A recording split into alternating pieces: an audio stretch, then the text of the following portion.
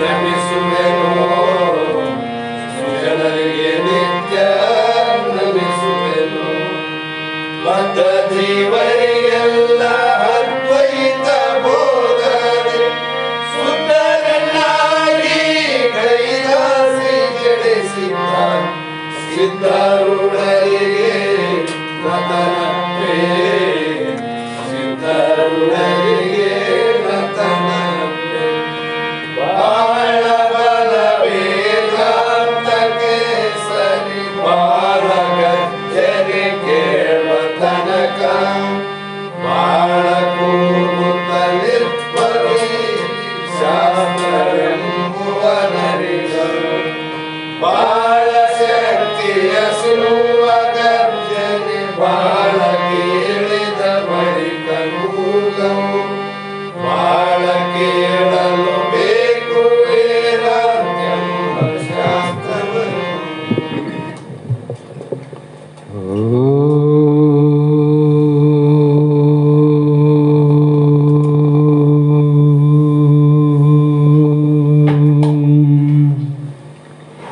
ಗುರುವೇ ಸರ್ವಲೋಕಾನಾಂ ವಿಷಜೇ ಭವರೋಗಿಣಾಂ ನಿಧಯೇ ಸರ್ವವಿದ್ಯಾನಾಂ ದಕ್ಷಿಣಮೂರ್ತಯೇ ನಮಃ ಸಿದ್ಧಸದ್ಗುರುಪಾದಾಬ್ಜಂ ಜನನೇ ಜನಕಸ್ತತಃ ತತ್ವೋಪದೇಶಕರ್ತಾರಂ ನತ್ವಾ ಭಕ್ತಿಪುರಸ್ವರಂ ಜಗದಾದಿ ಜಗದ್ಗುರು ಅದ್ವೈತ ಸಾರ್ವಭೌಮ ಸದ್ಗುರು ಸಿದ್ಧಾರೂಢ ಮಹಾಸ್ವಾಮಿಗಳ ಶ್ರೀಪಾದ ಪದ್ಮಗಳಿಗೂ ಶ್ರೋತ್ರಿಯ ಬ್ರಹ್ಮನಿಷ್ಠ ಬ್ರಹ್ಮಲೀನ ಸದ್ಗುರು ಶಿವಪುತ್ರ ಮಹಾಸ್ವಾಮಿಗಳ ಶ್ರೀಪಾದಗಳಿಗೂ ಶ್ರೋತ್ರಿಯ ಬ್ರಹ್ಮನಿಷ್ಠರು ಬ್ರಹ್ಮಲೀನರು ಸದ್ಗುರು ಬಸವಾನಂದರ ಚರಣ ಕಮಲಗಳಿಗೂ ಅನಂತ ದೀರ್ಘ ದಂಡ ಪ್ರಣಾಮಗಳನ್ನು ಸಮರ್ಪಿಸುತ್ತ ಸದ್ಗುರು ಸಿದ್ಧಲಿಂಗಪ್ಪ ತಾತ ಕಪಗಲ್ ಇವರನ್ನು ಮನದೋಳು ಧ್ಯಾನಿಸುತ್ತ ತಮ್ಮೆಲ್ಲರಿಗೂ ವಂದಿಸುತ್ತ ಈ ದಿನ ಶ್ರೀಮದ್ ಭಗವದ್ಗೀತೆ ಎನ್ನುವ ಗ್ರಂಥದ 14ನೇ ಅಧ್ಯಾಯದ 5ನೆಯ ಶ್ಲೋಕ ಇಂದಿನ ಆಧಾರದ ವಿಷಯವಾಗಿದ್ದು, ನಿನ್ನೆ 4ನೆಯ ಶ್ಲೋಕದ ಪರ್ಯಂತರವಾಗಿ ಜಗತ್ತಿನಲ್ಲಿರುವ ಅನಂತ ರೂಪದ ಜೀವರಾಶಿಗಳು ಕ್ಷೇತ್ರದ ಸಂಯೋಗದಿಂದ ಈಶ್ವರನ ಅಧೀನದಿಂದ ಪ್ರಕೃತಿಯೇ ಭೂಮಿಯಾಗಿ ಆ ಬ್ರಹ್ಮವೇ ಬೀಜವಾಗಿ ಬ್ರಹ್ಮದಲ್ಲಿ ಇರುವಂಥ ಏನು ಕಾರಣ ಅದ ಬೀಜ ಅದ ಅದು ಬೆಳೆಯಲು ಕೂಡ ಅದೇ ಇರುವುದು ಅನ್ನುವಂಥ ವಿಚಾರವನ್ನು ಹೇಳ್ತಾ ಬಂದರು. ಹೀಗಿದ್ದು ಮುಂದಿನ ಶ್ಲೋಕಗಳಲ್ಲಿ ಮಹಾತ್ಮರು ಏನು ಹೇಳಲ್ಪಡ್ತಾರಂದರೆ, ಯಾವ ನಿರ್ವಿಕಾರನಾದ ನಿರಾಕಾರನಾಗಿರ್ತಕ್ಕಂಥ ಜೀವಾತ್ಮ ಪರಮಾತ್ಮ ಸ್ವರೂಪನೇ. ಹೀಗಿದ್ದು ಆಕಾರದ ಸಂಬಂಧ ನಿರ್ವಿಕಾರವಾದಂಥ ನಿರ್ವಿಕಾರವಾದಂಥ ಅವೇನಾದಂಥ ಜೀವಾತ್ಮನಿಗೆ ಈ ಆಕಾರದ ಗುಣ ಸಂಬಂಧ ಹೀಗಾಯಿತು ಅಂತ ಸಂಶಯ ಬಂದಾಗ ಇದನ್ನು ಮುಮುಕ್ಷುಗಳಾದವರು ಅತ್ಯಂತ ಅವಶ್ಯವಾಗಿ ಇದನ್ನು ತಿಳಿದುಕೊಂಡಾಗ ಮಾತ್ರ ಗುಣತ್ರಯನಾಗಿರ್ತಕ್ಕಂಥ ಆತ್ಮ ನಾನಿದ್ದೇನೆ ಅನ್ನುವ ವಿಶ್ವಾಸ ನಂಬಿಕೆಯನ್ನು ಬರಲಿಕ್ಕೆ ಸಾಧ್ಯ ಇದೆ. ಹಾಗಾಗಿ ಅದನ್ನು ಸ್ಪಷ್ಟಪಡಿಸೋದಕ್ಕೋಸ್ಕರವಾಗಿ ಈ 5ನೇ ಶ್ಲೋಕದಿಂದ ಸುಮಾರು 16, 17, 18 ಶ್ಲೋಕದ ಪರ್ಯಂತರವಾಗಿ ಇದೇ ವಿಚಾರವನ್ನು ಭಗವಂತ ಅರ್ಜುನನ ನಿಮಿತ್ತ ಮಾಡಿಕೊಂಡು ಉಪದೇಶವನ್ನು ಪ್ರಾರಂಭ ಮಾಡ್ತಾರೆ. ಈ ಶ್ಲೋಕದಲ್ಲಿ ಯಾವ ಗುಣಗಳು ಅಂತೀನಾವ ನಮ್ಮ ಶಾಸ್ತ್ರದಲ್ಲಿ ಗೊತ್ತಿದೆ. ಭಗವದ್ಗೀತೆ ಕೇಳುವಾಗ ನಮಗೆ ಬಹಳ ಸರಳ ಅಂತ ನಿಮಗೆ ಅನಿಸಬಹುದು. ಸರಳ ಯಾಕಾಯ್ತಂದ್ರೆ ನಿಜಗುಣರ ಶಾಸ್ತ್ರವನ್ನು ಇಷ್ಟು ವರ್ಷ ಪರ್ಯಂತರವಾಗಿ ನಾವು ನೀವು ಕೇಳಿವಂತ ಈ ಶಬ್ದ ಕೇಳಿದ ತಕ್ಷಣ ಅರ್ಥ ಆಗ್ತದೆ. ಇಲ್ಲಂದ್ರೆ ಈ ಶಬ್ದದ ಅರ್ಥ ಆಗಬೇಕಾದ್ರೆ ಬಹಳ ವರ್ಷ ಬಹಳ ಜನ್ಮ ಬೇಕಾಗ್ತದೆ. ಈ ಶ್ಲೋಕದಲ್ಲಿ ಅರ್ಜುನನಿಗೆ ಏನು ಹೇಳ್ತಾರಂದ್ರೆ ಸತ್ವಂ ರಜ ತಮಂ ಇತಿ ಗುಣ ಪ್ರಕೃತಿ ಸಂಬಂಧ ಆ ನಿಬಂಧಂತಿ ಮಹಾಭಾವೋ ದೇಹೇ ದೇಹಿನಂ ಅವ್ಯಯಂ ಅಂತ ಇಲ್ಲಿ ಪ್ರಾರಂಭ ಮಾಡ್ತಾರೆ. ನೋಡರ್ಜುನ, ಸತ್ವರಜ ತಮಸ್ಸು ಎಂಬ 3 ಗುಣಗಳು ಪ್ರಕೃತಿಯಿಂದ ಹುಟ್ಟಿದ ಗುಣಗಳೇ ವಿನಃ ಆತ್ಮನಲ್ಲಿ ಹುಟ್ಟಿದ ಗುಣಗಳು ಅಲ್ಲ. ಯಾಕಲ್ಲ ಅಂದರೆ ಆ ಗುಣ ಅತೀತನಾಗಿರುವಂಥವನು ಜೀವಾತ್ಮ, ಪರಮಾತ್ಮ. ಗುಣಗಳು ಹುಟ್ಟಿದ್ದು ಪ್ರಕೃತಿಯಿಂದನೇ ವಿನಃ ಆತ್ಮನಲ್ಲಿ ಹುಟ್ಟಿಲ್ಲ. ಆದರೂ ಕೂಡ ಆತ್ಮನಲ್ಲಿ ಇದ್ದಾವೆ ಅನ್ನುವಂಥದ್ದು ಸಂಬಂಧ ನಮಗಾಗಿದೆ. ಈ ಸಂಬಂಧ ಯಾಕಾಯಿತು ಅಂದರೆ ತಂದೆ ತಾಯಿಗಳು ದಿವ್ಯ ಸ್ವರೂಪ. ನಮಗೆ ತಂದೆ ತಾಯಿಗಳು ಸಾಮಾನ್ಯ ಸ್ವರೂಪ ಅಲ್ಲ, ದಿವ್ಯವಾದ ದೇವರ ಸ್ವರೂಪ. ಹಾಗಾಗಿ ತಂದೆ ತಾಯಿಗೆ ಯಾಕ ಈ ಜಗತ್ತಿನಲ್ಲಿ 4 ಆಚಾರ್ಯೋ ದೇವೋಭವ, ಮಾತೃದೇವೋಭವ, ಪಿತೃದೇವೋಭವ, ಗುರುದೇವೋಭವ, ಈ ಸಾಲಿನಲ್ಲಿ ಇವರ ಹೆಸರು ಯಾಕೆ ಬಂತು ವಿಚಾರ ಮಾಡಬೇಕಲ್ಲ. ಇಂಥ ಶ್ರೇಷ್ಠವಾದ ಗುರುಗಳ ಆಚಾರ್ಯರ ಸಾಲಿನಲ್ಲಿ ತಂದೆ ತಾಯಿಗಳ ಹೆಸರು ಸೇರಬೇಕಾಗಿತ್ತು ಅಂದರೆ ಆ ತಂದೆ ತಾಯಿಗಳು ಕೂಡ ದೇವರ ಸ್ವರೂಪ. ಯಾಕಂದ್ರೆ ಇಂಥ ಸುಂದರವಾದ ದೇಹವನ್ನು ಈ ಜಗತ್ತಿಗೆ ಪರಿಚಯವನ್ನು ಮಾಡಿಕೊಟ್ಟವರು ತಂದೆ ತಾಯಿಗಳು. ತಂದೆ ತಾಯಿ ಇದ್ದಿಲ್ಲ ಅಂದರೆ ನಾವು ಈ ಜಗತ್ತಿನಲ್ಲಿ ಹುಟ್ಟುತ್ತಿದ್ದಿಲ್ಲ, ಈ ದೇಹ ಸಂಬಂಧನಾಗ್ತಿದ್ದಿಲ್ಲ, ಈ ಜಗತ್ತಿನ ಸಂಬಂಧನಾಗ್ತಿದ್ದಿಲ್ಲ. ಈ ಜಗತ್ತಿನಲ್ಲಿ ಇರುವಂಥ ಅನೇಕ ಸಂಬಂಧಗಳಾವಲ್ಲ. ಮಗನ ಸಂಬಂಧ, ಮಗಳ ಸಂಬಂಧ, ಹೆಂಡತಿಯ ಸಂಬಂಧ, ಈ ಅಣ್ಣ ತಮ್ಮ ಬಂಧು ಬಾಂಧವರ ಸಂಬಂಧ ಯಾವಾಗಾಯಿತು? ಶರೀರ ಬಂದ ಮೇಲೆಲ್ಲ. ಇಷ್ಟು ಸಂಬಂಧಗಳಿಗೆ ಬೆಳೆಸಿದ್ದು ಯಾರು ಅಂದರೆ ತಂದೆ ತಾಯಿಗಳ ಮೂಲ. ಅದಕ್ಕೆ ದಿವ್ಯ ಸ್ವರೂಪ ಅಂದ್ರವರು. ಆದರೂ ಕೂಡ ಇಲ್ಲಿ ಏನಾಯಿತು ಅಂದರೆ ಜೀವನು ಸಂಸಾರಕ ಸಂಬಂಧಗಳಿಂದ ಹೇಗೆ ಬಂಧಿಸಲ್ಪಡುತ್ತಾನೆ? ಈ ಜೀವ ಅವರಿಂದ ಜನ್ಮವನ್ನು ಧರಿಸಿ ಬಂದಂಥವನು ಜೀವ. ಹೌದಲ್ಲಿ. ಆ ಜೀವನಿಗೆ ಸಂಸಾರ ಸಂಬಂಧಗಳು ಹೇಗಾದವು? ಸಂಸಾರ ಸಂಬಂಧ ಅಂದರೆ ಇಲ್ಲಿ ಸತ್ವಗುಣದ ಸಂಬಂಧ, ರಜೋಗುಣದ, ತಾಮಸ ಗುಣದ ಸಂಬಂಧ.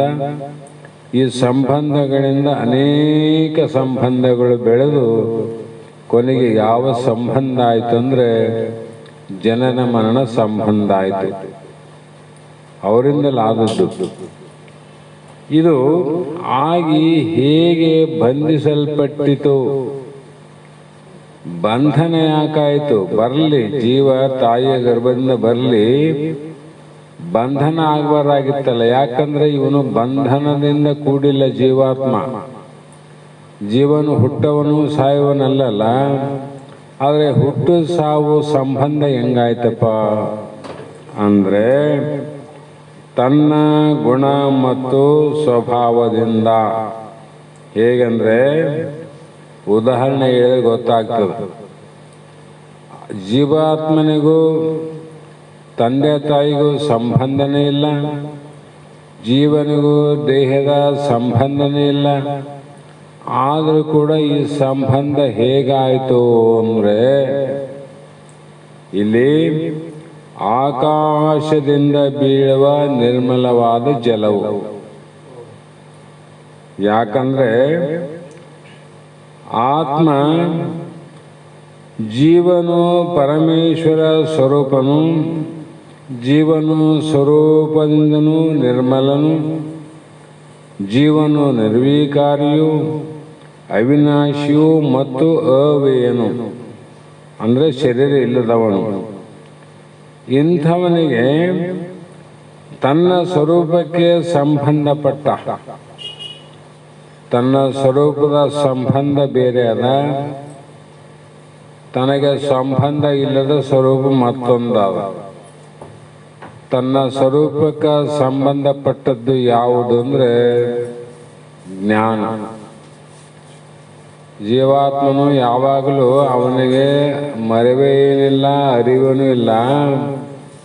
ಸದಾ ಕಾಲ ಅವನ ಜ್ಞಾನ ಸ್ವರೂಪನು ಅಂದರೆ ಆತ್ಮ ಸ್ವರೂಪನು ಅಂತ ಅರ್ಥ. ಆದರೆ ತನ್ನ ಸ್ವರೂಪಕ್ಕೆ ಸಂಬಂಧಪಟ್ಟ ಈ ಜ್ಞಾನ ಇರುವವರೆಗೆ ನಾನು ಆತ್ಮ ಸ್ವರೂಪನು, ಪರಮಾತ್ಮ ಸ್ವರೂಪನು, ನಿರ್ವೀಕಾರಿಯು, ನಿರಾಕಾರನು ನಾನು ಅಂತ ಜ್ಞಾನ ಇರುವವರೆಗೆ ಅವನನ್ನ ಬಂಧಿಸಲು ಯಾರಿಂದಲೂ ಸಾಧ್ಯವಿಲ್ಲ. ಅವನಿಗೆ ಬಂಧನ ಆಗ್ತದನ್ರಿ? ಬಂಧನ ಇಲ್ಲ. ಎಲ್ಲಿವರೆಗೂ ಅವನ ಧರ್ಮ, ನ್ಯಾಯ, ನೀತಿ ಅಲ್ಲಿ ಇದ್ದು ಅನ್ಯಾಯ ಅಧರ್ಮವನ್ನ ಮಾಡಬಾರದು ಅಂತ ತಿಳಿದು ಸದಾಕಾಲ ಧರ್ಮದಲ್ಲೇ ಉಳಿಯುವಂಥ ವ್ಯಕ್ತಿಗೆ ಯಾವ ಪೊಲೀಸ್ ಆಗಲಿ, ಜಿಲ್ಲಾಧಿಕಾರಿ ಆಗಲಿ, ಯಾವ ಸರ್ಕಾರವಾಗಲಿ ಅವನನ್ನು ಬಂಧಿಸಲಾರರು. ಅವರನ್ನು ಯಾರನ್ನ ಜೈಲಿಗೆ ಕರ್ಕೊಂಡು ಹೋಗ್ಯಾರ? ಉಳಿದವ್ರನ್ನ ಕರ್ಕೊಂಡು ಹೋಗ್ಯಾರಲ್ಲ. ಅವ್ರನ್ನ ಯಾಕೆ ಕರ್ಕೊಂಡು ಹೋದ್ರು ಅಂದರೆ ಅವರು ಯಾವುದನ್ನ ಮಾಡಬಾರದಾಗಿತ್ತು ಅದನ್ನ ಮಾಡಿದ ಕಾರಣ ಅವರಿಗೆ ಬಂಧನವಾಯಿತು. ಹೌದಲ್ರಿ? ಯಾವುದನ್ನ ಕದಿಯಬಾರಿತ್ತು ಅದನ್ನು ಕದ್ದ ಕಾರಣ ಅವರಿಗೆ ಬಂಧನವಾಯಿತು. ಅದರಂತೆ ಇಲ್ಲಿ ತನ್ನ ಸ್ವರೂಪವನ್ನು ಯಾವಾಗ ಮರೆದು ಏನನ್ನ ಮಾಡಬಾರದಾಗಿತ್ತು, ಏನನ್ನ ತಿಳಿಯಬಾರದಾಗಿತ್ತು ಅದನ್ನು ಮಾಡಿ ತಿಳ್ಕೊಳ್ಳೋಕೆ ಯಾವಾಗ ಹೋಗ್ತಾನೆ ಅವನಿಗೆ ಬಂಧನ ಆಗ್ತದೆ. ಸ್ವರೂಪದ ಅವನು ಹೇಗಾನಂತ ಹೇಳ್ತಾರೆ, ಆಕಾಶದಿಂದ ಬೀಳುವ ನಿರ್ಮಲವಾದ ಜಲವು. ಮೊನ್ನೆನೇ ಹೇಳಿನಿ, ಹುಟ್ಟಿದ ಗಂಗಾ ನದಿ ಅಲ್ಲಿ ಹುಟ್ಟುವ ಜಾಗದಲ್ಲಿ ಯಾವ ಮಲಿನತ್ವ ಇಲ್ಲ. ಅದು ಶುದ್ಧ ತೆಂಗಿನ ಹಾಲಿನಂತೆ ಬಹಳ ಸ್ವಚ್ಛವಾಗಿ ನಿರ್ಮಲವಾಗಿರುವಂಥ ಶುದ್ಧವಾದ ನೀರು, ಜಲ. ಅದು ಹರಿತಾ ಹರಿತಾ ಹರಿತಾ ಬಂದಂತೆಲ್ಲ ಆಯಾ ಜಾಗದಲ್ಲಿರುವಂಥ ಕಲ್ಮಶಗಳು ನೀರಿನಲ್ಲಿ ಕೂಡಿ ಕೂಡಿ ಕೂಡಿ ಇಲ್ಲಿ ಬರೋದ್ರಾಗ ಅನಂತ ರುಚಿನೂ ಆಯಿತು, ಸಿಹಿನಾಯಿತು, ಸೌಳುನಾಯಿತು, ಉಪ್ಪುನಾಯ್ತು ನೋಡ್ರಿ.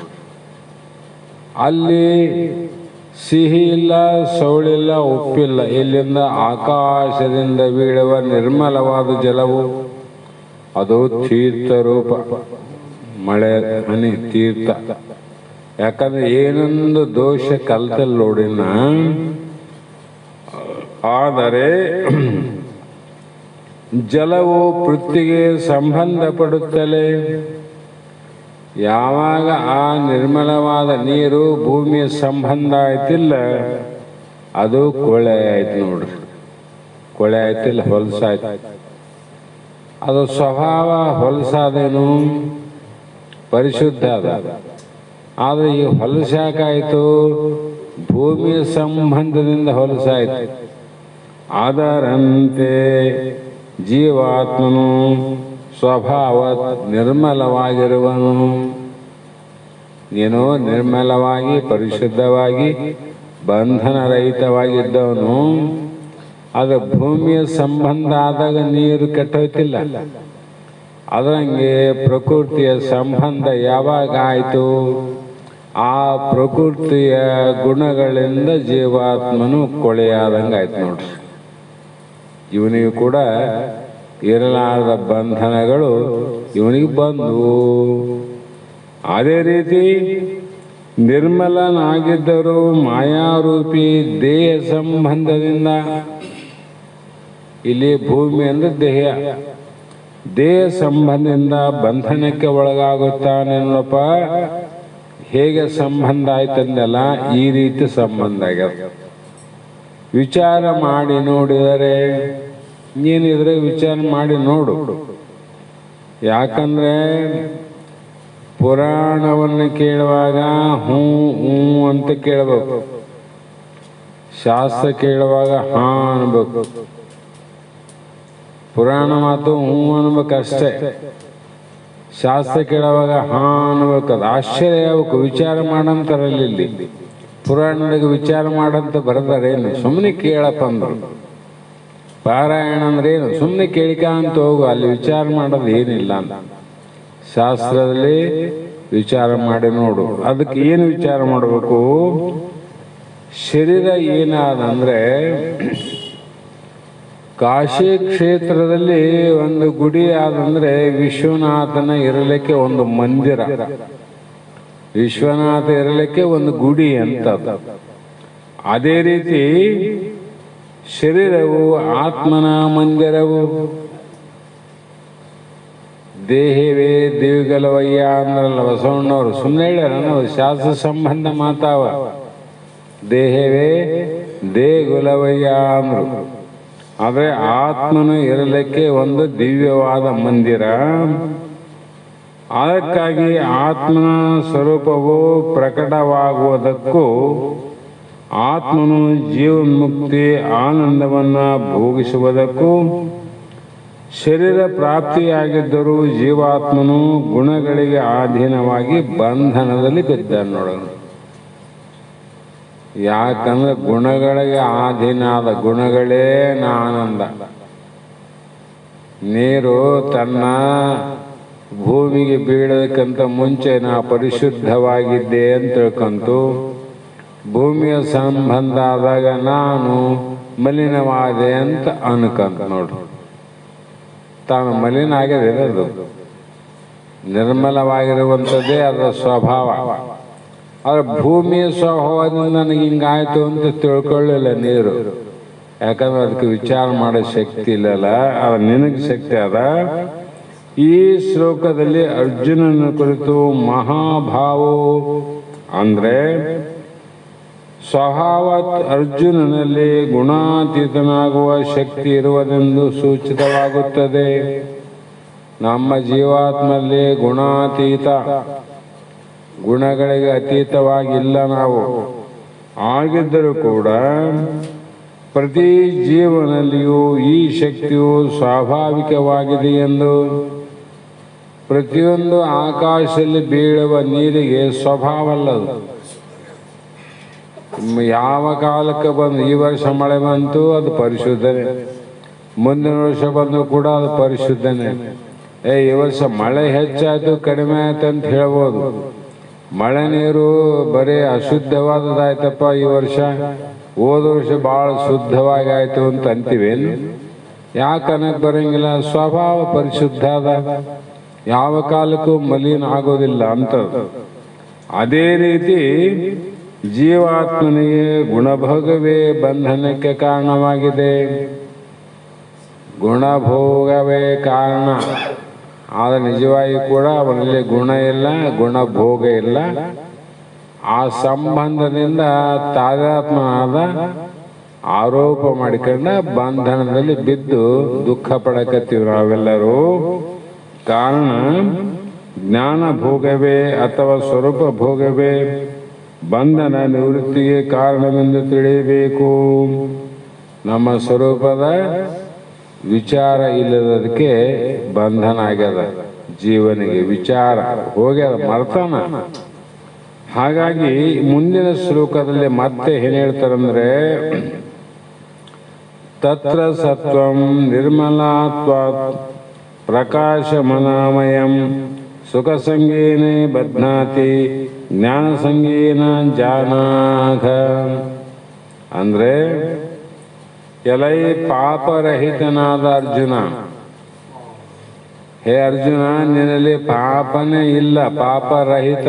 ಅರ್ಜುನಿಗೆ ಹೇಳಿದ್ರೆ ನಾವು ನೀವೆಲ್ಲರೂ ಪಾಪರಹಿತ ಆತ್ಮಗಳೇ, ಪಾಪ ಅನ್ನೋದು ಇಲ್ಲವೇ ಇಲ್ಲ. ಅವುಗಳಲ್ಲಿ ಸತ್ವಗುಣವು ನಿರ್ಮಲವಾದುದರಿಂದ ಪ್ರಕಾಶವಾಗಿದೆ. ಅನಾಮಯವು ಅಂದರೆ ನಿರುಪದ್ರವೂ ಆಗಿದೆ. ಅದು ಸುಖ ದುಃಖ ಸಂಘದಿಂದಲೂ ಜ್ಞಾನ ಸಂಘದಿಂದಲೂ ಆತ್ಮನನ್ನು ಬಂಧಿಸುತ್ತದೆ. ನಾವು ಬಂಧನ ಎದರಿಂದಾಗ್ಯದ ಅಂತ ಹೇಳಿದ್ರೆ ಈ ಸತ್ವಗುಣದಿಂದ, ರಜೋಗುಣದಿಂದ, ತಮೋಗುಣದಿಂದ ಬಂಧನ ಆಯ್ತು. ಕೆಲವು ಕಡೆ ಬಾವಿಯನ್ನು ತೋಡ್ತಾರ ಭೂಮಿಯಲ್ಲಿ. ಆ ಭೂಮಿಯಲ್ಲಿ ಬಾವಿಯನ್ನು ತೋಡಿದಾಗ, ಬೋರನ್ನು ಹಾಕಿದಾಗ, ಆ ನೀರನ್ನು ಪರೀಕ್ಷೆ ಮಾಡಕ್ಕೆ ಹೋದಾಗ ಕೆಲವು ನೀರು ಸೌಳು ಇಲ್ಲಪ್ಪ, ನೀರೇನು ಬಿದ್ದವ ಸೌಳಾವ. ಕೆಲವು ಕಡೆ ನೀರೇನು ಬಿದ್ದವ್ರಿ ಉಪ್ಪುಪ್ಪಾವ. ಕೆಲವು ಕಡೆ ನೀರು ಭಾಳ ಚಲೋ ಅವ್ರಿ, ಕುಡಿಯಕ್ಕೆ ಬರ್ತಾವಂತೀವಿ. ಹೌದಾ ಇಲ್ಲ? ಆ ಉಪ್ಪಿನ ದೋಷ ನೀರಿನಲ್ಲಿ ಆದೇನು? ಮಳೆ ನೀರಿನಾಗ ಉಪ್ಪಿಲ್ಲ, ಮಳೆ ನೀರಲ್ಲಿ ಸೌಳಿಲ್ಲ, ಮಳೆ ನೀರಿನಲ್ಲಿ ಶುದ್ಧ ಅಮೃತವಾಗಿರ್ತಕ್ಕಂಥ ತೀರ್ಥ ಸ್ವರೂಪವಾದ ನೀರು. ಇಲ್ಲಿ ಉಪ್ಪಂಗ ಬಂತು ನೀರಿನಾಗ ಭೂಮಿಯ ದೋಷದಿಂದ. ಸೌಳ್ಯಾಕೆ ಬಂತು ನೀರಿನಲ್ಲಿ? ಭೂಮಿಯ ದೋಷದಿಂದ. ಹೌದಲ್ರಿ? ಅದರಂತೆ ಸತ್ವಗುಣ, ರಜಗುಣ, ತಮೋಗುಣ ದೋಷದಿಂದ ಒಂದೊಂದು ರೀತಿಯಾಗಿ ಪ್ರತಿ ಮಾನವನು ಪಾಪರಹಿತನಾಗಿರುವುದಕ್ಕೆ ನಾವು ಯಾವಾಗಲೂ ಸಾತ್ವಿಕ ಸತ್ವಗುಣದಲ್ಲಿ ಸ್ಥಿತನಾಗಲೇಬೇಕು. ಸತ್ವಗುಣದಿಂದ ನಾವು ವಿಚಾರ ಮಾಡಬೇಕು. ರಜೋಗುಣದಿಂದ ವಿಚಾರ ಅಲ್ಲ, ತಮೋಗುಣದ ವಿಚಾರ ಅಲ್ಲ ಇಲ್ಲಿ. ಯಾಕಂದ್ರೆ ಸತ್ವಗುಣಕ್ಕೆ ನಿರ್ಮಲವೇ ಅದರ ಸ್ವರೂಪ. ಸತ್ವಗುಣದಲ್ಲಿ ಪ್ರಕಟ ಆಗ್ತದ ನಿರ್ಮಲತ್ವ. ಸತ್ವಗುಣ ಯಾರಲ್ಲಿ ಅದ ಅವರಲ್ಲಿ ಎಲ್ಲರ ಮನಸ್ಸು ಬುದ್ಧಿ ನಿರ್ಮಲವಾಗಿರ್ತದೆ. ರಾಗ, ದ್ವೇಷ ಇವೇನಾವಲ್ಲ, ಇವ್ಯಾವು ಕೂಡ ಅವರಲ್ಲಿ ಇರೋದಿಲ್ಲ. ಹಾಗಾಗಿ ಅಲ್ಲಿ ಬಂಧನಕ್ಕೆ ಕಾರಣ ಇಲ್ಲ. ರಾಗ ಇಲ್ಲ ಅಂದ್ರೆ ದ್ವೇಷ ಇಲ್ಲ. ಹೌದಲ್ಲ? ರಾಗದಲ್ಲಿ ನನ್ನವರು, ದ್ವೇಷದಲ್ಲಿ ಅನ್ಯರು ಅಂತ ಹೇಳ್ತದೆ. ರಾಗನಿಲ್ಲ ದ್ವೇಷನಿಲ್ಲ ಅಂದ್ರೆ ಬರೇ ಆನಂದ ಅಂತ ಅರ್ಥ ಆಯ್ತು. ಆನಂದ ಅದಲ್ಲ. ಹಾಗಾಗಿ ಸ್ವತಃ ಸ್ವಚ್ಛವಾಗಿರುವುದರಿಂದ ಪ್ರಕಾಶ ರೂಪವಾಗಿದೆ. ಅದೇನ್ ಮಾಡ್ತದ? ರಜೋಗುಣ ತಮೋಗುಣ ಎರಡನ್ನ ಪ್ರಕಾಶ ಮಾಡ್ತದ. ಸತ್ವಗುಣವನ್ನ ಏನ್ ಮಾಡ್ತದ? ರಜೋಗುಣ ತಮೋಗುಣವನ್ನ ಬೆಳಗುವುದದು. ಹಾಗಾಗಿ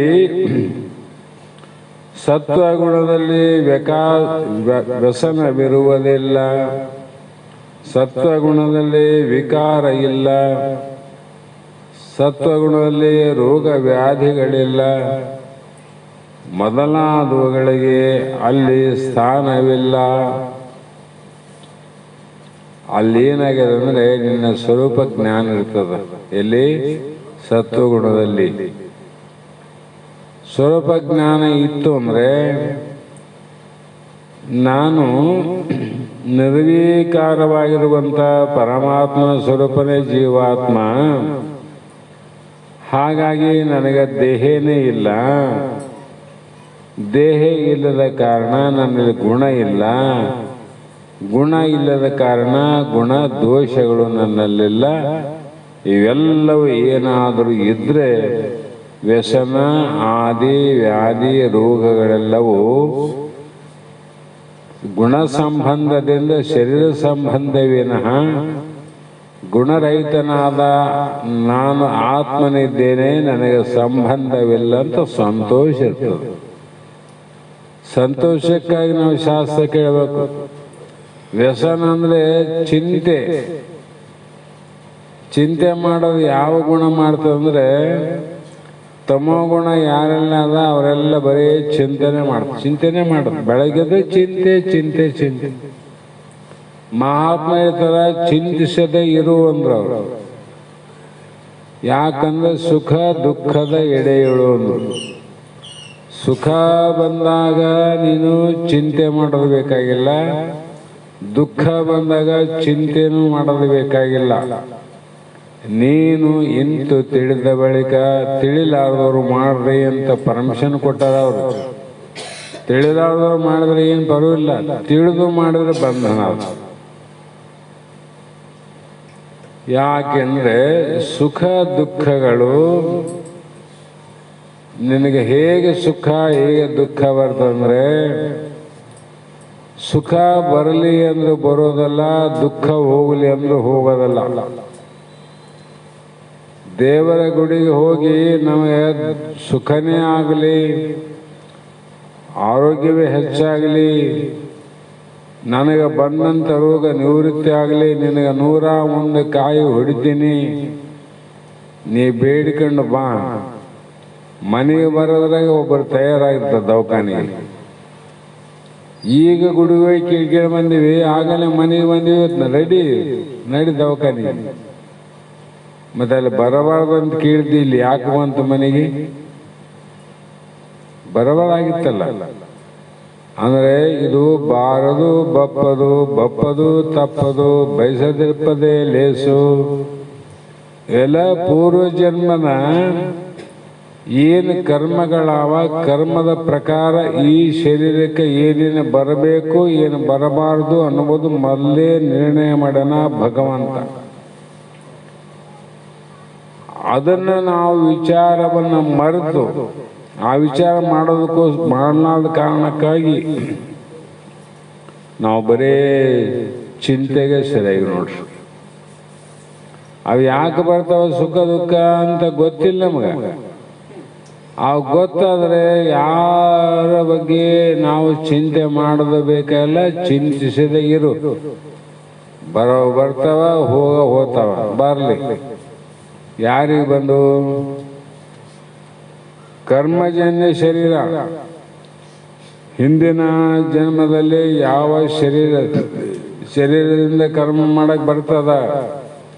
ಶರೀರ ಇಲ್ಲದೆ ಇದ್ರೆ ಕರ್ಮ ಮಾಡಕ್ ಬರೋದಿಲ್ಲ.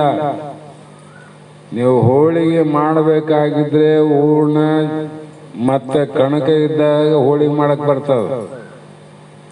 ಹೂರ್ಣನೇ ಇಲ್ಲ, ಕಡ್ಕಣೆ ಇಲ್ಲ, ಹೋಳಿಗೆ ಹೆಂಗಾತದ?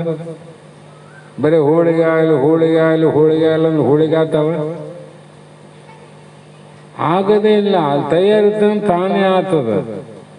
ಅದರಂತೆ ಇಲ್ಲಿ ಸತ್ವಗುಣವು ತಮೋ ಗುಣದಿಂದಾದ ಆ ಗುಣವನ್ನು ನಿವಾರಿಸಬಲ್ಲದು. ಸತ್ವಗುಣ ಹೆಚ್ಚಾಯ್ತಂದ್ರೆ ತಮೋ ಗುಣದಲ್ಲಿ ಏನು ಮುಚ್ಚವಲ್ಲ, ಚಿಂತೆಗಳು, ವಿಕಾರ, ರೋಗ, ವ್ಯಾಧಿ, ಅನಂತ ಕಾಮ, ಕ್ರೋಧಾದಿ, ಲೋಭ, ಮೋಹ, ಮದ, ಮತ್ಸರ ಅವುಗಳೆಲ್ಲವನ್ನ ಅದು ಏನು ಮಾಡ್ತಂದ್ರೆ ಕಳಿತದೆ.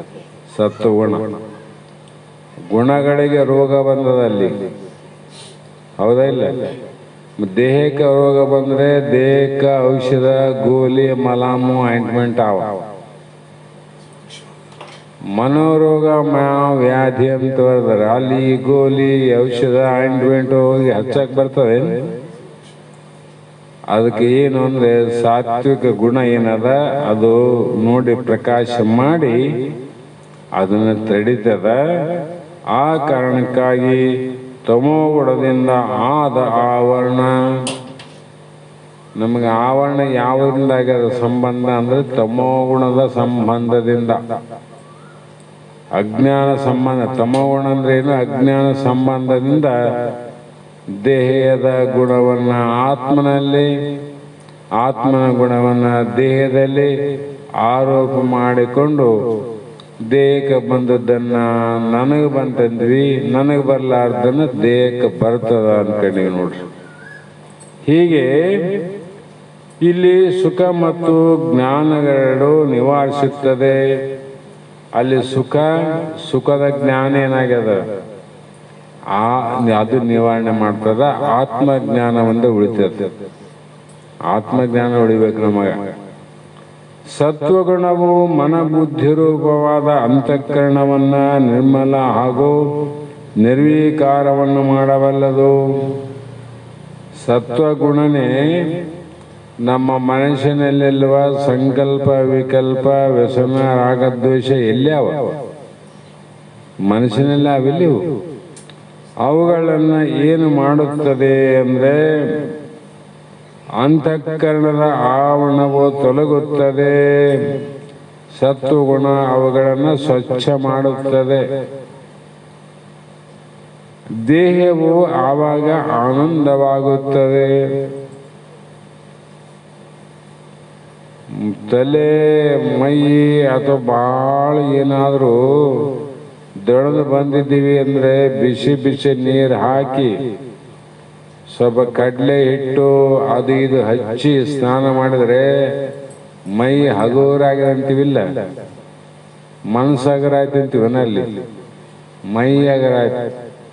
ಯಾಕಂದ್ರೆ ಮೈಗೆ ಹಚ್ಚೋದು ಕಡಲೆ ಹಿಟ್ಟು, ಮೈಗೆ ಹಾಕೋದು ನೀರು. ಆದ್ರೆ ತಮೋ ಗುಣದ ಮಲಿನತ್ವ ಮನಸ್ಸಿಂದ ಹೋಗ್ಬೇಕಾದ್ರೆ ಸತ್ವಗುಣದಿಂದ ತೊಳಿಬೇಕಾದ. ಹೌದಂತ್ರ ಇಲ್ಲ?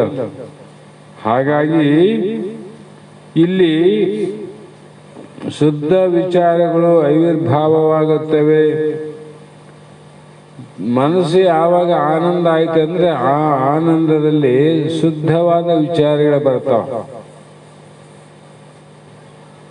ಶುದ್ಧವಾದ ವಿಚಾರ ಆ ಕ್ಷಣದಲ್ಲೇ ಬರ್ತದೆ. ಮನಸ್ಸು ಯಾವಾಗ ಆನಂದ ಆಗ್ತದ್ರಿ?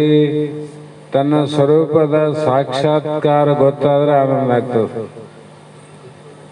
ವಾಲ್ಮೀಕಿ ತಕ್ಷಣ ಯಾಕೆ ಆನಂದ ಆಯ್ತ್ರಿ? ತನ್ನ ಸ್ವರೂಪದ ಸಾಕ್ಷಾತ್ಕಾರ ಆಯ್ತು, ದುಃಖ ಎಲ್ಲ ನಿವೃತ್ತಿ ಆದವು. ಆ ಆನಂದದಲ್ಲಿ ಏನು ಮಾಡಿದಂದ್ರೆ ರಾಮಾಯಣವನ್ನೇ ಬರೆದ ನೋಡ್ರಿ. ಆ ರಾಮ, ಸೀತೆ, ಲಕ್ಷ್ಮಣ, ರಾಮಾಯಣ ಅನ್ನೋದು ಅವನಿಗೆ ಏನನ್ನು ಗೊತ್ತಿತ್ತೇನು ಮೊದಲು? ಈಗ ಬರೆಯುವಾಗ ಹೆಂಗ್ ಬಂದವು ಅವನಿಗೆ? ಏನು ನಾರದ ಬರಿಸೋದು ನೆನ್ನೆ ವಾಲ್ಮೀಕಿ ನೀನು ರಾಮಾಯಣ ಬರಿ ಅಂತ ಇಲ್ಲ. ಒಳಗ ಅವನಲ್ಲಿ ಗುಪ್ತವಾಗಿದ್ದು ಮೊದಲೇ. ಆದರೆ ಮೇಲೆ ಆವರಣ ಇತ್ತಲ್ಲ, ಆ ಋಷಿ ಆವರಣ ದೋಷವನ್ನ ಕಳೆದ ತಕ್ಷಣ ಅವನಲ್ಲಿರ್ತಕ್ಕಂಥ ಯಾವ ವಿಚಾರಗಳು ಹೊರಗೆ ಪ್ರಕಟ ಆದ ನೋಡ್ರಿ. ಅದೇ ಪ್ರಕಾರವಾಗಿ ಮನಸ್ಸಿನ ಚಾಂಚಲ್ಯವನ್ನು ಪೂರ್ಣ ನಿವಾರಿಸಬಲ್ಲದು. ನಾವು ತಿಳ್ಕೋಬೇಕು, ನಮ್ಮ ಮನಸ್ಸಿಗೆ ಸಮಾನ ಇದ್ರಿ ಭಾಳ ಚಂಚಲ ಆದ ಅಂದರೆ ಸಾತ್ವಿಕ ಗುಣವನ್ನು ಹೆಚ್ಚು ಮಾಡ್ಕೋಬೇಕು. ಆ ಸತ್ವಗುಣ ಯಾವುದರಿಂದ ಹೆಚ್ಚಾಗ್ತದೆ ಅಂದರೆ ಅದಕ್ಕೆ ಶಾಸ್ತ್ರಗಳಲ್ಲಿ ಅನಂತ ರೀತಿ ಹೇಳ್ಯಾರ. ಮುಂದೆ ಇದ್ರೆ ಕೂಡ ಬರ್ತಾವ. ಮೊದಲು ಏನು ಮಾಡಬೇಕು, ನಂತರ ಏನು ಮಾಡಬೇಕು, ತದನಂತರ ಏನು ಮಾಡಿದ್ದಾದರೆ ಸಾತ್ವಿಕ ಗುಣ ಪಟುತ್ವ ಆಗ್ತದೆ ಅಂತ ಗೊತ್ತಾಗ್ತದೆ. ಈ ಸತ್ವಗುಣದಲ್ಲಿ ಇಷ್ಟು ಮಹತ್ವವಿದ್ದರೂ ಅದು ಜೀವಾತ್ಮನನ್ನು ಸುಖ ಸಂಘವೆಂದೊಡನೆ ಜ್ಞಾನ ಸಂಘದೊಡನೆ ಕಟ್ಟಿ ಹಾಕುವುದು. ಅದರಲ್ಲಿ ಎಂಥ ಶಕ್ತಿ ಆದಂದರೆ ನಿನ್ನ ತುಡುಗುತನವನ್ನು ಯಾವಾಗಲೂ ಗೂಟಕ್ಕೆ ಕಟ್ಟಿದಾಗ ಹಗ್ಗ ಹೇಗೆ ಬಂಧನ ಮಾಡ್ತದಿಲ್ಲ, ಆ ಬಂಧನಕ್ಕೊಳಗಾದಾಗ ಅದರ ಗುಣ ಏನು ನಿವೃತ್ತಾಯ್ತು, ತುಡುಗುತನವನ್ನು ಮಾಡುವುದು ನಿವೃತ್ತಾಯ್ತು. ನೋಡ್ರಿ, ಮೊದಲೇ ಕಟ್ಟಿ ಹಾಕೋದು. ಕಟ್ಟಿ ಹಾಕಿದ ಮೇಲೆ ನಂತರದಲ್ಲಿ ಉಪವಾಸ ಹಾಕಿದ್ರೆ ಮತ್ತಿಷ್ಟು ಅದಕ್ಕೆ ದುಷ್ಟ ಗುಣಗಳು ಬೆಳಿತಾವೆ. ಅದು ಹಗ್ಗವನ್ನು ಹರಿಯುವಂಥ ಪ್ರಯತ್ನ ಮಾಡ್ತದೆ. ಅದಕ್ಕೆ ಬೇಕಾದಂಥ ಹುಲ್ಲನ್ನು ಹಾಕಬೇಕು, ಕಟ್ಟಿ ಹಾಕಬೇಕು. ಅದಕ್ಕೆ ಏನು ಬೇಕಾಗಿದೆ ಹುಲ್ಲನ್ನು ಹಾಕಬೇಕು. ಈ ಅಭ್ಯಾಸ ಹೆಚ್ಚಾದಂಗೆಲ್ಲ ಅದರ ತುಡುಗುತನ ಮಾಯ ಆಗ್ತದೆ. ಅದ್ಯಾಕೆ ಹೋಗ್ತದೆ ತುಡುಗುತನ? ಅದು ಅಲ್ಲಲ್ಲೇ ಅಡಿವಿ ತಿರುಗಿ ತುಡುಗು ಮಾಡ್ಲಿಕ್ಕೆ ಯಾಕೆ ಹೋಗ್ತದೆ? ತನಗೆ ಬೇಕಾದದ್ದು ಇಲ್ಲೇ ಸಿಗ್ತದ ಮೇಲೆ ಅಲ್ಲಿಗೆ ಯಾಕೆ ಹೋಗ್ತದೆ? ಅದೇ ಪ್ರಕಾರವಾಗಿ ಜ್ಞಾನದೊಡನೆ ಕಟ್ಟಿ ಹಾಕುವುದು. ಸಾತ್ವಿಕ ಗುಣ ಸತ್ವಗುಣ ಇದ್ದವರಿಗೆ ಮಾತ್ರ ಈ ಜ್ಞಾನ ಅನ್ನುವಂಥ ಅರಿವೇನದ, ಅರಿವಿನಲ್ಲಿ ವಿಚಾರದಲ್ಲಿ ಸದಾಕಾಲ ಮನಸ್ಸನ್ನು ಕಟ್ಟಿ ಹಾಕ್ತದೆ. ಎಲ್ಲರೂ ಅಷ್ಟೇ. ಇವತ್ತು ನೀವೆಲ್ಲರೂ ಕೂಡ ಇಲ್ಲಿ ಕಟ್ಟಿ ಹಾಕಿದ ಅಂದ್ರೇನು? ಇಲ್ಲಿ ಬಂದು ಕೂಡ್ತಿರಲ್ಲ. ಇದಕ್ಕೆ ಕಾರಣ ಏನು? ಹಗ್ಗ ಇಲ್ಲದಕ್ಕೆ ಸಾತ್ವಿಕ ಗುಣಕ್ಕೆ ಮನಸ್ಸಿಗೆ ಈ ದನಗಳಿಗೆ ಆಕಾರದ ಹಗ್ಗದಿಂದ ಕಟ್ಟಿ ಹಾಕಬೇಕಾಗ್ಯದ. ಈ ಮನಸ್ಸಿಗೆ ಆಕಾರ ಇಲ್ಲ, ಗುಣಕ್ಕೆ ಆಕಾರ ಇಲ್ಲ. ಆದರೆ ಆ ವಿಚಾರ ದ್ವಾರ ಹೋಗಿ ಆ ಮನಸ್ಸನ್ನು ಇಲ್ಲಿ ತಂದು ಕಟ್ಟಿ ಹಾಕ್ತದೆ. ಇಲ್ಲಿ ಕಟ್ಟಿ ಹಾಕಿದ ಮೇಲೆ ಇಲ್ಲಿ ಏನು ಸಿಗ್ತದೆ? ಅದಕ್ಕೆ ಬರೇ ಆನಂದದ ವಿಚಾರ, ಜ್ಞಾನದ ವಿಚಾರ, ನಿನ್ನ ಸ್ವರೂಪದ ವಿಚಾರ, ನಿನ್ನ ಮುಕ್ತನ ವಿಚಾರ, ಇವೆಲ್ಲವನ್ನ ಕಟ್ಟಿ ಹಾಕೋದ್ರಿಂದ ಅದು ಎಂದಿಗೂ ಮತ್ತೆ ಬೇರೆ ಕಡೆ ಹೋಗಲಿಕ್ಕೆ ಪ್ರಯತ್ನ ಮಾಡೋದಿಲ್ಲ. ಆದ್ದರಿಂದ ಈ ಸುಖ ಮತ್ತು ಜ್ಞಾನ ಸಂಬಂಧದಿಂದ ಆತ್ಮ ಸುಖ ಮತ್ತು ಆತ್ಮಜ್ಞಾನವನ್ನು ಗ್ರಹಿಸಕೂಡದು. ಇಲ್ಲಿ ಜ್ಞಾನ ಅಂದ್ರೆ ಆತ್ಮಜ್ಞಾನ ಅಂತ ವಿಚಾರ ಮಾಡಂಗಿಲ್ಲ. ಯಾಕಂದ್ರೆ ಅಂತಃಕರಣ ಪರಿಣಾಮವಾದ ಸುಖವನ್ನು, ಅಂತಃಕರಣದ ಪರಿಣಾಮವಾದ ಜ್ಞಾನವನ್ನು ಗ್ರಹಿಸಬೇಕು. ಏಕೆಂದರೆ 13ನೇ ಶ್ಲೋಕದಲ್ಲಿ ಹೇಳ್ಯಾರ, ಇಚ್ಛಾ ದ್ವೇಷ ಸುಖಂ ದುಃಖಂ ಸಂಘಾತ ಶ್ವೇತನ ಧೃತಿ. ಅಂದರೆ ವಿಷಯಾದ ಕಡೆ ಹರಿದಾಡುವಂಥ ಮನಸ್ಸನ್ನು ತಂದು ನಿರ್ವಿಷಯದ ಕಡೆ ವಿಚಾರವನ್ನು ಮಾಡಿ ಅದು ಈ ಕಡೆ ಮುಖ ಮಾಡುವ ಪ್ರಯತ್ನ ಮಾಡ್ತದ. ಆತ್ಮಜ್ಞಾನ ಅಂತಲ್ಲ, ಆತ್ಮಜ್ಞಾನ ಇನ್ನು ಮೇಕತ್ತದ ಈಗ ತಂದು ಕೂಡಿಸಿದ ಮೇಲೆ. ಹೌದಲ್ರಿ? ಯಾವಾಗ ಮೇದ ಆದ್ಮೇಲೆ ಅವಾಗ ಮುಂದೇನದ ಎಲ್ಲಿ ಹೋಗೋದಿಲ್ಲ ಅಂತ. ಆ ಕಾರಣ ಇಲ್ಲಿ ಚೇತನ ರೂಪ ಜ್ಞಾನವನ್ನು ಇಚ್ಛಾ ದ್ವೇಷಾದಿಗಳಂತೆ ಕ್ಷೇತ್ರ ಧರ್ಮವೆಂದು ಹೇಳಿದೆ. ಇವುಗಳಲ್ಲಿ ಅಂತಃಕರಣದ ಧರ್ಮವಾದ ಸುಖವು ಜ್ಞಾನವು ಆತ್ಮನಲ್ಲಿ ಅಧ್ಯಾಸವಾಗಿದೆ. ಈ ಸುಖದ ಜ್ಞಾನ ದುಃಖದ ಜ್ಞಾನ ಅಧ್ಯಾಸ ಆಗಿದೆ ವಿನಃ ಕಾರಣ ಆತ್ಮನು ಆ ಅಧ್ಯಾಸದಿಂದಲೇ ನಾನು ಸುಖಿ ನಾನು ದುಃಖಿ ಎಂದು ತಿಳಿಯುತ್ತಾನೆ. ಅಧ್ಯಾಸದಿಂದಲ್ಲ, ಒಂದ್ಸಲ ಸುಖಿ ಅಂತಾನೆ, ಒಂದ್ಸಲ ದುಃಖಿ ಅಂತಾನೆ. ಈ ಸತ್ವಗುಣವು ಇಂತಹ ಸುಖ ಜ್ಞಾನಗಳ ಸಂಘದಿಂದ ಈ ಸತ್ವಗುಣವು ಜೀವಾತ್ಮನನ್ನು ಕಟ್ಟಿ ಹಾಕುತ್ತದೆ ಹೇಳಿಬಿಟ್ರು ಅವರು. ಅವನು ಕಟ್ಟಿ ಹಾಕಿಬಿಡ್ತಾವ ನೋಡು. ಆದರೂ ಘಟಾದಿ ವಿಷಯದ ಧರ್ಮವು ಅವುಗಳ ಪ್ರಕಾಶನಾದ ಸೂರ್ಯನಿಗೆ ಅಂಟಿದಿರುವಂತೆ ವಿಷಯವಾದ ಅಂತಃಕರಣ ಧರ್ಮವು ಅಂತಃಕರಣದ ಪ್ರಕಾಶನಾದ ಆತ್ಮನಿಗೆ ಅಂಟುವುದಿಲ್ಲ. ಆತ್ಮನಿಗೆ ಸೂರ್ಯನಿಗೆ ಇಲ್ಲಿದ್ದೇನೇನು ಸಂಬಂಧ ಅದೇನ್ರಿ? ಅದರಂತೆ ಜಗತ್ತಿನ ಸಂಬಂಧ ಸೂರ್ಯನಿಗಿಲ್ಲ, ದೇಹದ ಗುಣ ಸಂಬಂಧ ಆತ್ಮನಿಗಿಲ್ಲ. ತಿಳಿಯೋಕ್ಕೋಸ್ಕರ ಹೇಳ್ತೀವಿ, ತಿಳ್ಕೊಂಡ್ರೆ ನಿನಗಿಲ್ಲ ಅಂತ ನೀವು ತಿಳ್ಕೊಂಡ್ರೆ ಮೊದಲೇ ಹೇಳಿವಿ ನಿನಗೆ ಯಾವುದಿಲ್ಲ ಅಂತ. ಅದರಂತೆ ಈ ಸರ್ವ ಬಂಧಗಳು ಅವಿದ್ಯಾ ಮಾತ್ರವೇ. ಯಾಕೆ ಬಂಧನಾಯ್ತು? ಅಜ್ಞಾನದಿಂದನೇ ಬಂದಾಗದ.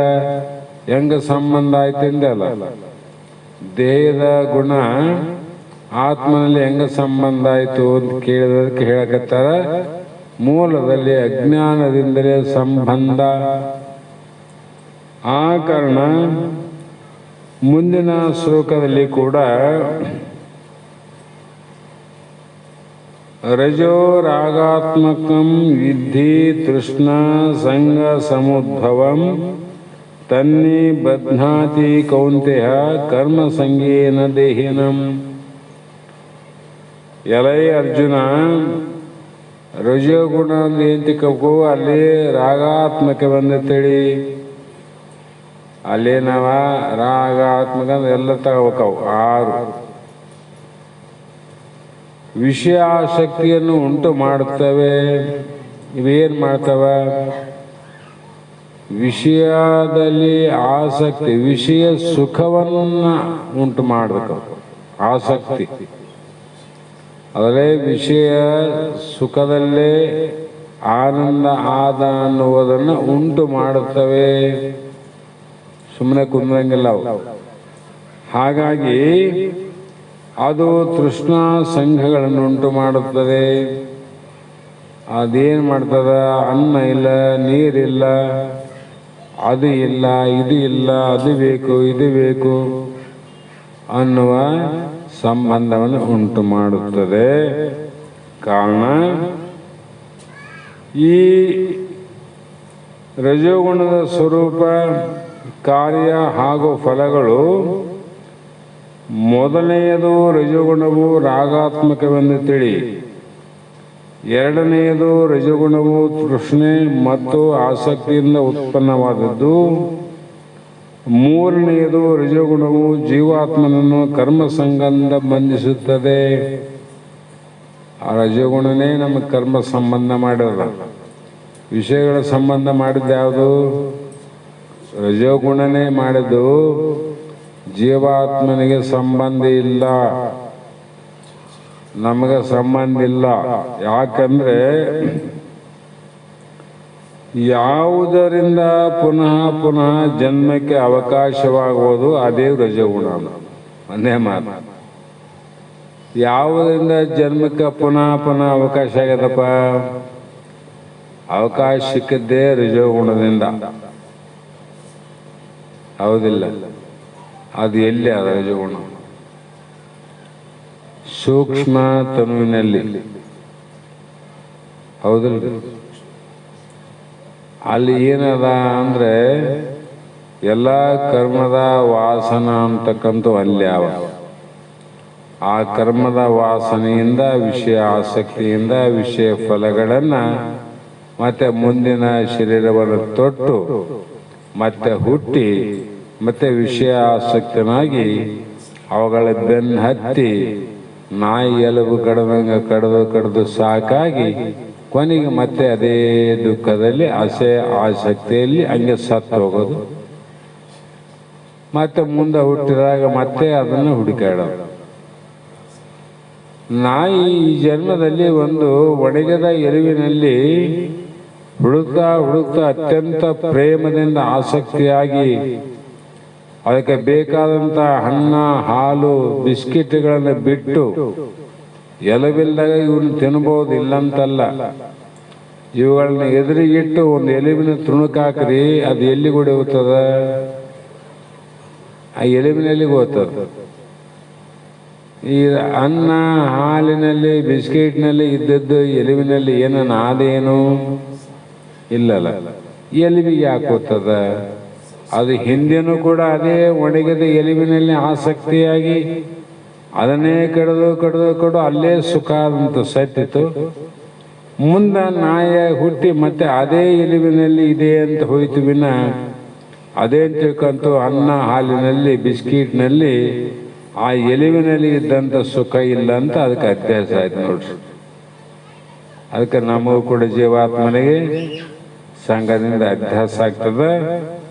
ಆಗ ಕಾರಣ ಇಲ್ಲಿ ನಿರ್ಮಲವಾದ ಪದಾರ್ಥವನ್ನು ಸಹ ವಿಕಾರವನ್ನಾಗಿ ಮಾಡಿ ರುಚಿಯಾಗಿ ಮಾಡುವುದು ರಜೋಗುಣ.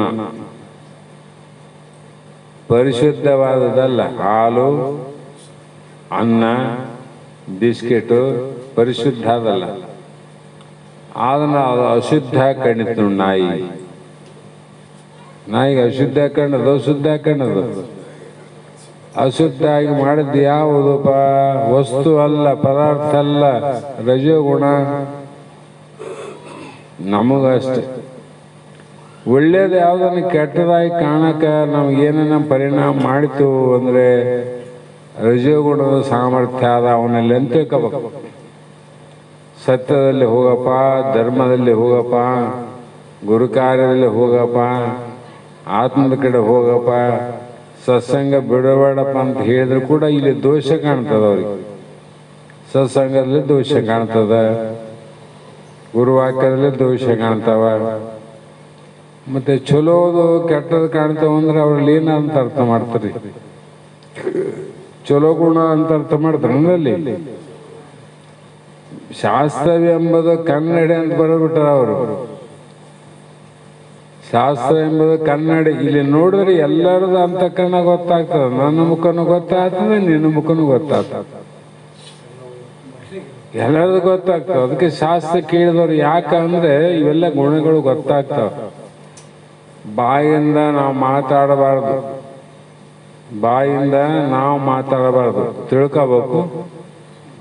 ತಿಳ್ಕೊಂಡ ಮೇಲೆ ಸಂಘವನ್ನು ವಿಚಾರ ಮಾಡ್ಬೇಕಷ್ಟೆ. ತಿಳ್ಕೊಂಡ ಮೇಲೆ ಏನು ಮಾಡಬೇಕು? ಸಂಘವನ್ನ ಬದಲಾವಣೆ ಮಾಡ್ಕೋಬೇಕಂತ ಹೇಳ್ತಾರೆ ಶಾಸ್ತ್ರ. ಇಲ್ಲ ನಾವು ತಿಳ್ಕೊಂಡವ್ರಿ ಮತ್ತೆ ಅಶುದ್ಧವಾದ ಪದಾರ್ಥದಲ್ಲಿ ನಾವು ಮುಖ ಇಡ್ತೀವಿ ಅಂದ್ರೆ ಹೋಗು, ಯಾವನ್ ಬೇಡ ಅಂತಾನೆ. ಹೀಗೆ ಅಖಂಡವಾದ ಪದಾರ್ಥವನ್ನು ಖಂಡವಾಗಿ ನೋಡುವುದು ರಜೋಗುಣ. ಅಖಂಡವಾಗಿರ್ತಕ್ಕಂಥದ್ದು ಯಾವುದಪ್ಪ? ಆತ್ಮಲ. ನಿಮ್ಮಲ್ಲಿ ಅದೇ ಅಖಂಡವಾದ ಆತ್ಮ ಅದ. ಬಾಲಕರಲ್ಲಿ ಅದೇ ಅದ, ಸ್ತ್ರೀಯಲ್ಲಿ ಅದ, ಪುರುಷರಲ್ಲಿ ಅದ. ಇಡೀ 84 ಲಕ್ಷ ಜೀವರಾಶಿಗಳಲ್ಲಿ ಇರುವುದು ಅಖಂಡವಾದದ್ದೇ. ಆದ್ರೆ ಈ ರಜೋಗುಣ ಏನ್ ಮಾಡ್ತಂದ್ರೆ ಅಖಂಡವಾದ ಆತ್ಮನನ್ನ ನೋಡಲಾರ್ದ ಖಂಡಿತವಾದ ಅವರ ದೇಹವನ್ನ, ಅವರ ಮಾತುಗಳನ್ನ ಅದು ನೋಡುವಂತ ಪ್ರಯತ್ನ ಮಾಡ್ತದೆ ವಿನ ಅದನ್ನು ನೋಡುವ ಪ್ರಯತ್ನ ಮಾಡಂಗಿಲ್ಲ. ಇಷ್ಟು ಕೆಲಸ ಮಾಡ್ತದೆ ರಜೋಗುಣ. ಸಂಬಂಧ ಯಾಕಾಯ್ತು ನಮ್ಗಂದ್ರೆ ಇಷ್ಟೆಲ್ಲ ಕಾರಣ ಅವ. ಹಾಗಾಗಿ ರಜೋಗುಣ ರಾಗಕ್ಕೆ ವಶವಾಗಿ ದೀರ್ಘಕಾಲದವಾಗಿ ಪ್ರಪಂಚದಲ್ಲಿಯೇ ಮುಳಿರುವಂತೆ ಮಾಡುವುದು ರಜೋಗುಣ. ದೀರ್ಘಕಾಲದ ಸಾಯತನ ನಮ್ಮನೇನು ಮಾಡ್ತದ? ಪ್ರಪಂಚದಲ್ಲಿ ಮುಳುಗಿಸ್ತದ. ಪಾರಮಾರ್ಥದ ಕಡೆ ತೇಲ್ಸಂಗಿಲ್ಲ. ಏನಾಯ್ತು? ಅಗಸ ನೀರೊಳಗಿದ್ದು ಬಾಯ ಹರಿಸತ್ತಂತೆ. ಎಲ್ಲರ ನೀರಿನಾಗ ಕುಡಿಯಕ ನೀರು, ಇಲ್ಲದಂಗೆ ಆವಂತ ತಿಳಿಲಾರ್ದ ಅದೇ ನೀರು ಕುಡಿಲಾರ್ದ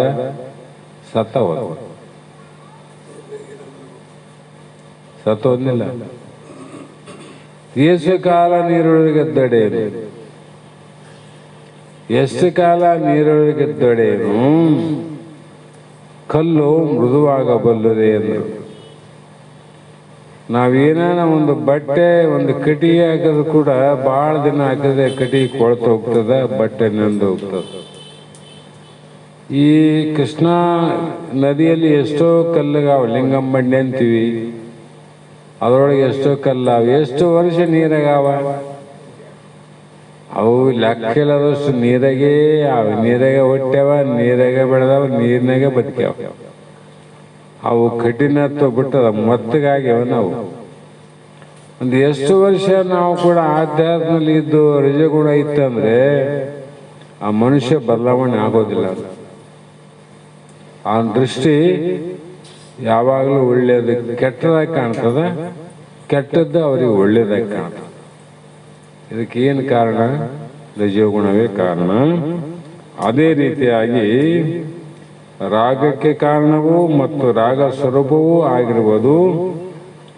ಹೀಗೆ ವಿಷಯ ವಿಕಾರಗಳಲ್ಲಿ ಸುಖವಿರುವುದೆಂದು ತೋರಿಸುವುದೇ ರಜೋಗುಣ. ವಿಷಯಾದಿಗಳಲ್ಲಿ ಸುಖ ಅಂತ ಯಾಕೆ ಹೋಗ್ತೀವಿ? ಗುಣಧರ್ಮ ಆದದು, ಅನ್ನ ನೆಬಸ್ತದ, ಕುಂದ್ರಗೊಡಂಗಿಲ್ಲ. ಆ ಕಾರಣಕ್ಕಾಗಿ ಅದು ನಮ್ಮೆಲ್ಲರ ಮನಸ್ಸನ್ನ ಭೋಗದ ಸ್ಮೃತಿಯಲ್ಲಿ ಮುಳುಗಿಸಿ, ಭೋಗಕ್ಕೆ ಸಾಯೋದು, ತಿನ್ನೋದು, ಉಣ್ಣೋದು, ಏನೇನು ಭೋಗವ, ತೊಡೋದು, ಉಡೋದು, ಕೊನೆಗೆ ತೊಡೋದು ಉಡೋದು ಎಲ್ಲ ಗೊತ್ತದ, ಮಡಿಯೋದು ಅಂತ ಅಲ್ಲೇ ಅದಲ್ಲ. ನೀ ಯಾವ ಊರಾಗ ಇದ್ದೆ ಸಾಯ್ಬೇಕಂದ್ರೆ ಅಲ್ಲೇ ಸಾಯ್ಬೇಕಲ್ಲ. ಇಲ್ಲಿದ್ದವರು ನೀನು ಒಮ್ಮೆಲೆ ಶ್ರೀಶೈಲ ಕಾಶಿಯಲ್ಲಿ ಸಾಯ್ಬೇಕಂದ್ರೆ ಅಲ್ಲಿದ್ದವರು ಅಲ್ಲೇ ಸಾಯ್ತಾರ, ಇಲ್ಲಿದ್ದವರು ಇಲ್ಲೇ ಸಾಯ್ತಾರ. ಅದರಂತೆ ಜೀವಾತ್ಮನನ್ನ ವಿಷಯ ಭೋಗಿಯನ್ನಾಗಿ ಮಾಡುತ್ತದೆ ರಜೋಗುಣ. ಎಷ್ಟು ಕೆಲಸ ಮಾಡ್ತದೆ ನೋಡ್ರಿ. ಮತ್ತು ಪರಿಣಾಮದಲ್ಲಿ ವಿಷಯ ಸುಖವು ದುಃಖದಾಯಕವಾಗಿದ್ದರೂ ಆ ನಾಯಿಗೆ ತಿಳಿಯದಂತೆ ಮಾಡಿತು, ಕೊನೆವರೆಗೂ ತಿಳಿಯದಂಗೆ ಮಾಡ್ತು ನೋಡ್ರಿ. ಅದರಂತೆ ಜೀವನಿಗೆ ತಿಳಿಯದಂತೆ ಮಾಡಿ ಅದರಲ್ಲೇ ಅನುರಾಗವನ್ನ, ಪ್ರೀತಿ ಪ್ರೇಮವನ್ನ ಉಂಟು ಮಾಡಿ ಅದು ರಾಗಾತ್ಮಕವಾಗಿ ಮುಂದೆ ಏನಾಯ್ತು? ಆ ರಾಗವೇ ಭೋಗ ಆಯ್ತು ನೋಡ್ರಿ. ರಾಗವೇ ಭೋಗ. ಹೀಗೆ ಉದಾಹರಣೆ, ಯಾವ ಧೂಮಪಾನದ ಒಂದು ಉದಾಹರಣೆ. ಅನೇಕ ವಿಧವಾದ ನಷ್ಟ ದುಃಖ ಇದ್ರೂ ರಜೋಗುಣವು ಅದನ್ನು ಸುಖ ಸ್ವರೂಪವಾಗಿ ತೋರಿಸುತ್ತದೆ. ದುಃಖ ಅಂತ ಗೊತ್ತದ, ಅದು ಸ್ವಲ್ಪ ಏನೋ ಆನಂದ ಆಗ್ತದೆ. ಸಾರಾಂಶವೇನೆಂದರೆ ದುಃಖಕರವಾದ ಪದಾರ್ಥದಲ್ಲಿ ಸುಖ ಬುದ್ಧಿಯನ್ನು ಉಂಟು ಮಾಡುವುದೇ ರಜೋಗುಣ. ಉದಾಹರಣೆ ಹೇಳ್ತಾರೆ ಅವರು. ಉದಾಹರಣೆ ಈ ಥರ, ಅದರಿಂದ ಸುಖ ಇಲ್ಲಂತ ಗೊತ್ತಿದ್ದು ಸುಖವನ್ನು ನಿಶ್ಚಯಿಸಿ ಸ್ವಲ್ಪ ಸುಖ ಅನಿಸ್ತದಲ್ಲ, ಅನಿಸಲ್ಲ ಅಂದ್ರೆ ಆ ಧೂಮಪಾನ ಯಾಕೆ ಮಾಡ್ತಾರಂತ. ಹೀಗೆ ಇನ್ನು ರಜೋಗುಣವು ಕೂಡ ಅನಂತ ರೀತಿಯ ಕಾರ್ಯವನ್ನು ಉಂಟು ಮಾಡ್ತದೆ. ಅದಕ್ಕೆ ತೃಷ್ಣಾ ಸಂಗ ಸಮುದ್ಭಂ ಎನ್ನುತ್ತಾರೆ. ಹೀಗೆ ಅನೇಕ ವಿಚಾರಗಳನ್ನು ಉಂಟು ಮಾಡುವುದು ರಜೋಗುಣ ಧರ್ಮ ಅಂತಕ್ಕಂಥ ಮಾತನ್ನು ಹೇಳಿದರು. ಇಲ್ಲಿ ಸಮಯ ಆದ ಕಾರಣ ಇಂದಿನ ಶಾಸ್ತ್ರದ ಪುಷ್ಪಗಳನ್ನು ಗುರುಪಾದಕ್ಕೆ ಸಮರ್ಪಿಸಿ ನಾವು ನೀವು ಧನ್ಯರಾಗೋಣ ಅನ್ನೋ ಮಾತನ್ನು ಹೇಳ್ತಾ, ಮತ್ತು ಕೆಲವು ಜನಕ್ಕೆ ಈ ಯಾವುದು ಈ ಯೂಟ್ಯೂಬಲ್ಲಿ ಬರ್ತಕ್ಕಂಥ ವಿಚಾರ ಬಹಳ ಮಂದಿಗೆ ಗೊತ್ತಿಲ್ಲ ಅನ್ನುವಂಥ ರೀತಿಯಲ್ಲಿ ನನ್ನ ಗಮನಕ್ಕೆ ತಂದ ಕಾರಣ ಅವರೆಲ್ಲರಿಗೂ ಕೂಡ ಪ್ರತಿದಿನ ಇವತ್ತಿನ ಶಾಸ್ತ್ರದ ವಿಷಯವೆಲ್ಲವೂ ನಾಳೆಯ ದಿನ ಯೂಟ್ಯೂಬಲ್ಲಿ ಬರುತ್ತದೆ. ನಿಮಗೆ ಅದನ್ನು ನೋಡಬೇಕಾಗಿದ್ದರೆ ಮಂಜುನಾಥ್ ಬಂಗಾರಿ ಅಂತಕ್ಕಂಥ ಯಾವ ಯೂಟ್ಯೂಬ್ ಕನೆಕ್ಷನ್ ಇದೆ, ಅಂದರೆ ಒಂದು ದಿನ ಬಂದಾಗ ಅದರಲ್ಲಿ ಒಂದು ಗಂಟೆ ಅಂತಿದೆ. ಆ ಗಂಟೆಯನ್ನು ಒತ್ತಿ ಮುಂದೆ ಬಲಗೈಯನ್ನು ಹೆಬ್ಬಳ್ಳಿ ಮೇಲುವಾಗಿ ಅದನ್ನು ಒತ್ತಿದರೆ ಪ್ರತಿದಿನದ ಈ ಶಾಸ್ತ್ರದ ಸರ್ವ ವಿಷಯಗಳು ತಮ್ಮೆಲ್ಲರಿಗೂ ಲಭ್ಯವಾಗ್ತವೆ ಅಂತಕ್ಕಂಥ ಮಾತನ್ನು ಹೇಳ್ತಾ ಮಂಗಲವನ್ನು ಹೇಳೋಣ.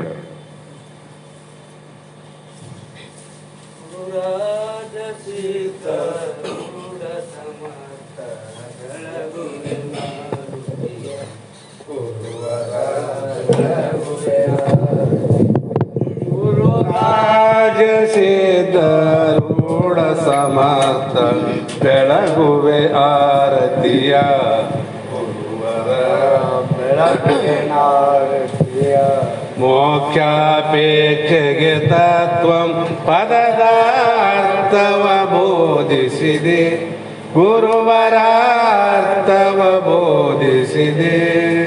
ಮೋಕ್ಷವಾನ್ ಶಂಕರ ನಾಮ ಉಚಾರವ ಮಾಡಿಸಿದೆ ಗುರುವರ ಉಚಾರವ ಮಾಡಿಸಿದೆ.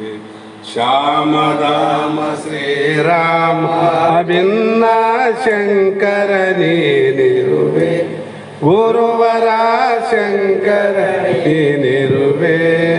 ಕಾಮ ಕ್ರೋಧವ ನಾಶಿಸಿ ಕದೋಳು ಶಾಂತಿಯ ಬೀರಿ ಗುರುವರ ಶಾಂತಿಯ ಬೀರಿ. ಶರಣ ಭಜಕರ ದುರಿತ ವೃಂದವ ತ್ವರಿತದಿ ನಾಶಿಸಿದೆ ಗುರುವರ ತ್ವರಿತದಿ ನಾಶಿಸಿದೆ. ವರಭೂಲತಾಪುರ ದೈವದಿಂದಲೇ ನಿರುತದಿ ವಾಸಿಸಿದೆ ಗುರುವರ ಅರುಷದಿ ವಾಸಿಸಿದೆ. ಗುರುರಾಜ ಸಿದ್ಧ ರೂಢ ಸಮರ್ಥ ಬೆಳಗುವೆ ಆರತಿಯ ಗುರುವರ ಬೆಳಗುವೆ ಆರತಿಯ. ಓಂ ಚೈತನ್ಯಂ ಶಾಶ್ವತಂ ಶಾಂತಂ ವ್ಯೋಮಾತೀತಂ ನಿರಂಜನಂ ಆರವಿಂದಕಾಮತೀತಂ ತಸ್ಮೈ ಶ್ರೀ ಗುರವೇ ನಮಃ. ಶ್ರೀಮಜ್ಜಗದ್ಗುರು ಸಿದ್ಧಾರೂಢ ಮಹಾರಾಜ್ ಕಿ ಜೈ. सद्गुरु शिवपुत्र स्वामी महाराज की जय. श्री सद्गुरु बसवानंद स्वामी महाराज की जय. श्री सद्गुरु अभिनव महाराज की जय. सकल साधु संत महाराज